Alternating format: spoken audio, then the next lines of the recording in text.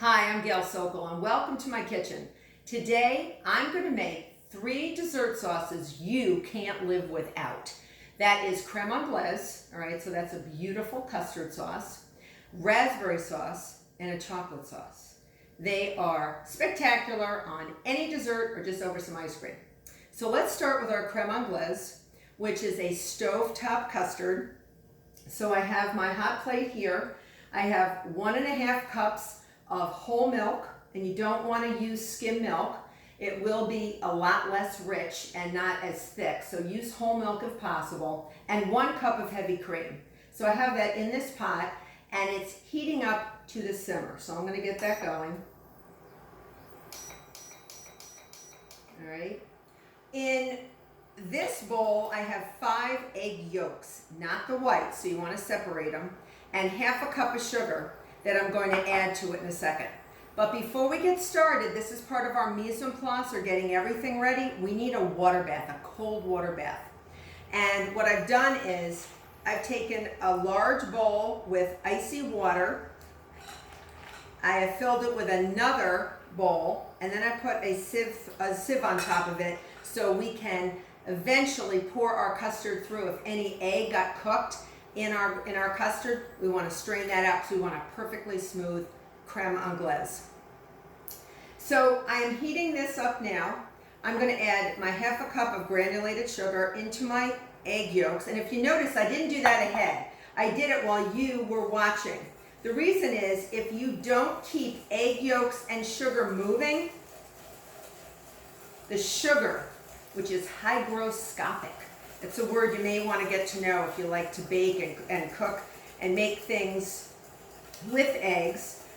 Sugar and egg yolks have this tendency, the sugar anyway, to sort of steal some water out of the egg yolks. And it can make this hard little tiny pieces of yellow in your egg yolk. And now we'll strain them out later. So if you just let your yolks and your sugar sit for a minute, you may get some of these. It's nothing to worry about, just blend them in. But I'm just going to mix this a little bit until everything is homogeneously blended and the sugar slightly dissolved, just from the mixing, all right? Now, a creme anglaise is a stovetop custard for obvious reasons because it's done on the stove. So I'm going to have you come on over so you can see that I'm just about to the simmer. All right, you can see the little bubbles on the bottom. It is slightly below the boiling stage, and that's exactly what we want. We don't want it to get to boiling. Now I'm going to take it off, and we're going to temper our eggs. All right, so when we temper our eggs, we're going to gradually add our hot milk mixture into our egg mixture. We've got to keep it moving. So I'm going to add a little bit at a time. So it's sort of getting the eggs prepared for something warm and hot coming. But if we do it too quickly, they'll scramble and curdle. And we don't want scrambled egg sauce. We want a beautiful, beautiful creamy sauce. So we keep going, all right? And it will dribble down the sides, don't worry about it. I just have a wet paper towel or a clean kitchen towel to wipe it down, because after we have all the milk and cream into our egg and sugar mixture, we're going to pour it right back into the same pot and cook it so that the eggs coagulate and thicken the sauce. So egg yolks and eggs in general have lots of protein in them. Now I can pour a little bit faster, all right, because our eggs got a little acclimated to the heat. I have a nice wet paper towel, and I'm going to put that right back on here. Turn this on and pour our beautiful custard that's not thickened yet right back in. Just right back in, okay? Set this aside, and you're going to use your whisk. You may want to come on over here. And we want to get this mixture to 180 degrees Fahrenheit. So we want to have the eggs, the egg yolks, coagulate. And what happens is, we just talked about eggs being proteins. Proteins, if you look at them under an electron microscope, they look like pieces of curly hair. And as they cook and heat, they unwind, sort of like getting your hair straightened. And as they unwind, they can hold moisture next to them. So they actually have a little piece of protein, next to it, and in between, they'll nicely hold the moisture that we have in here, the cream and the milk, and it will thicken the sauce, and you have this beautiful custard sauce. Now, I do have to take its temperature because egg yolks will coagulate in the 150 range, 155 range. Egg whites coagulate first, but remember, we're only using the yolks here, and that's what makes it super rich, because the fat of the egg is always in the yolk. So come on over here and take a look in my pot. And this will take a few minutes. You want to whisk all around the edges, and you really want this to get, I'm going to turn it right side up for you, 180 degrees, and you can also have it coat the back of a wooden spoon. So we're not there yet. If you ever feel that the mixture comes to, I'm going to change hands here so you can see better. If you ever find that the mixture is boiling, take it off the heat. You never want to see any bubbles in this. All right. So as we get closer to 180, we're going to take it and pour it through that sieve to stop the cooking process. Now I feel it thickening a little. I'm going to move it off the heat for a minute.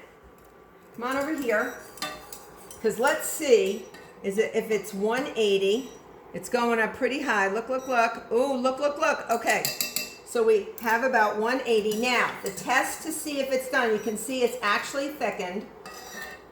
I'm going to actually put my wooden spoon in, and watch this. If I go like that, look at that. It leaves the path with my finger. That means it's beautiful and thick and done.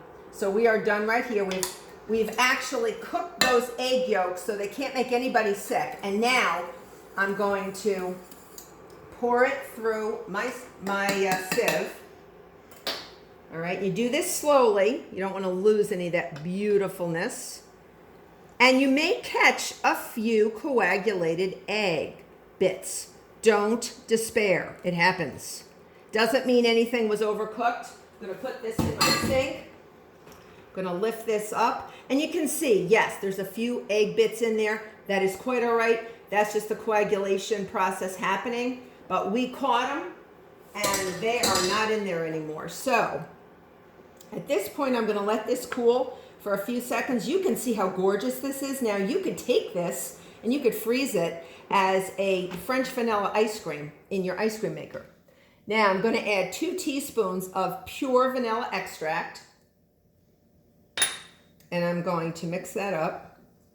And at this point, I'm just going to let it sit in the ice water for a little while to chill out, cool down, and then I'm going to cover it with plastic wrap and store it in the refrigerator. And it will thicken as it cools. And it's gorgeous. All right, so I'm going to leave that in there, and let's move on to our raspberry sauce. All right, so let me move this baby over here. You chill out, you gorgeous sauce. Now, what I have done is I took 12 ounces. I did this ahead so you don't have to watch me do this.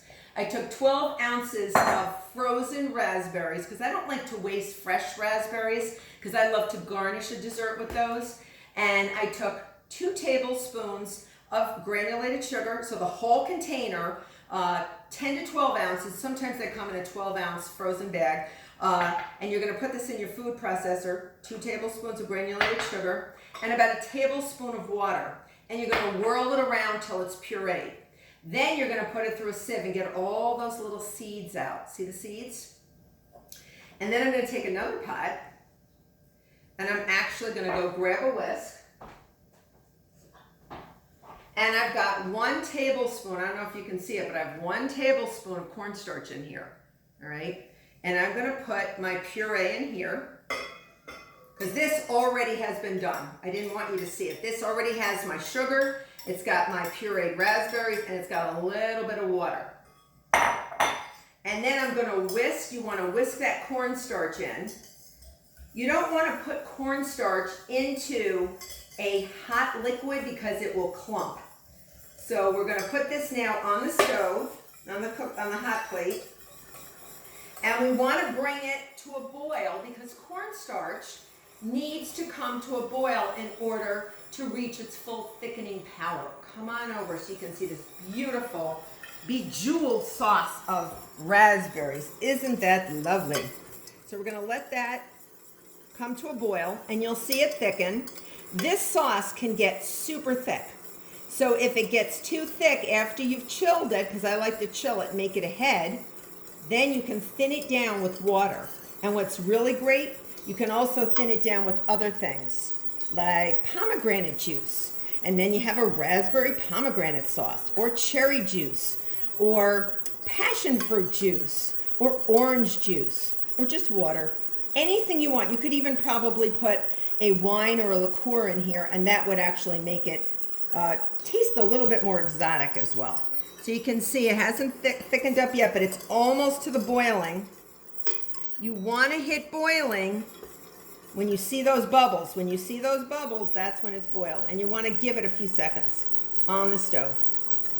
So we're just going to be patient with it. But this is probably one of the most gorgeous sauces. You can put it in the refrigerator, and it will keep for about 2 weeks in your refrigerator. Do not freeze it. Cornstarch will break down in the freezer and actually form like little clumps, almost like a tapioca. And that is not a good sauce to have. You see how thick that got? See, if I leave it, it's gonna boil. Whoop, it's boiling, it's a-boiling. So we have our beautiful raspberry sauce, and you can see it's boiled. All right, you can see it? Boiled. And now I'm just going to take it off the heat. And I'm not going to add any water yet. We already added that 1 tablespoon of water, but this is what I do. I'm going to pour it into a container, and I'm going to let it sit till it chills. All right. And then after it chills, you'll see it's going to get real thick. If it gets too thick, you know what to do. All right. If it does get too thick, you're going to thin it with a little water. Now, what I want to do is very, very quickly, perfect sweetness. If it needed more sweetness, I'd add a little more sugar at this point. It's delicious. Let's move on to chocolate sauce. All right. My chocolate sauce is super easy. Okay, I'm going to move you out of the way, gorgeous raspberry sauce. I'm going to get another whisk. I'm going to get my little whisk, and in here I have 1 cup of heavy cream. All right, so you want to use heavy cream, and you want to bring it to a boil. So it's 1 cup of heavy cream, and then I have 2 cups of fine quality semi-sweet chocolate chips. Any brand you want to use, but just make sure it's got a lot of cocoa butter in it, because they'll actually make more a high quality sauce. Cocoa butter is that fat in chocolate that really melts just slightly above body temperature, and it actually is so delicious and creamy. So we're going to bring that to a boil. Come on over here and take a look at our cream boiling. Never leave cream boiling on its own. I have done it, and I've regretted it, because cream will overflow very quickly. There's water in the cream, and it will actually start overflowing very quickly as it reaches the boiling point. So we're just going to let this go to a boil, and then we're going to take it right off the heat, and we're going to pour our chocolate sauce, our chocolate chips right in, and we're going to whisk it until we see this beautiful chocolate liquidy river of sauce. And it is delicious. Now, once you add your chocolate chips and you whisk them and they melt and they're beautiful, you don't want to put it over the heat again. At that point, you could add a little liqueur, like cognac. You could add a fruit juice. You could add a tea, a flavored tea, so you have a chocolate sauce that's flavored with whatever you want. You could even put some caramel in there, ready-made caramel that's been melted down. You see, we're about coming to the boil, and you don't want to leave it on the heat as it's boiling. You want to take it off the heat. All right, we're going to add our chocolate chips as soon as we hit the boil, and it's about almost there. So we're going to just let it, you really want it to get to a good rolling boil. A lot of people make chocolate sauce differently. This you might also think about that it's called ganache. That's the same thing. Heavy cream and chocolate is ganache. There we go. We got a boil. So I'm going to bring it over here and add my chocolate chips. All right, beautiful chocolate chips. Just put them in and just whisk them gently. You want to whisk gently because otherwise you're going to be wearing your beautiful chocolate sauce. And we don't want you to be wearing it. We want you to be eating it. So gently, just be gentle. Let the magic happen. Let that heat melt that chocolate. You can see it's happening right away. And eventually, that heavy cream and that chocolate will form this beautiful concoction that is called ganache, chocolate sauce, fudge sauce. And this is the basis for a candy known as truffles. And I'm sure many of you have had truffles. And it's all dependent on the ratio of cream to chocolate. So the more cream you have, the saucier you have this concoction will be. The higher the ratio of chocolate to cream, the thicker the mixture will be, and that would be perfect for a truffle. Or even a filling for a tart. And you could even melt a little peanut butter in here, smooth peanut butter, of course, and you could have like a chocolate peanut butter sauce.